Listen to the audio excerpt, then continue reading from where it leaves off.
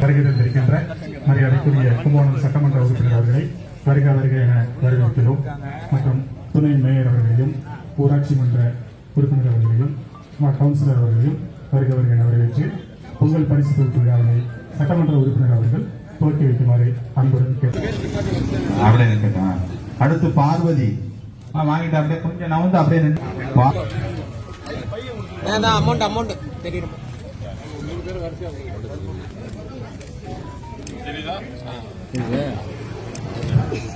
பாரு அப்படி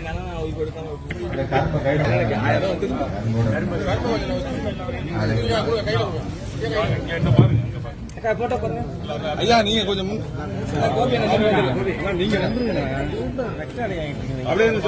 ஒரே நிமிஷம்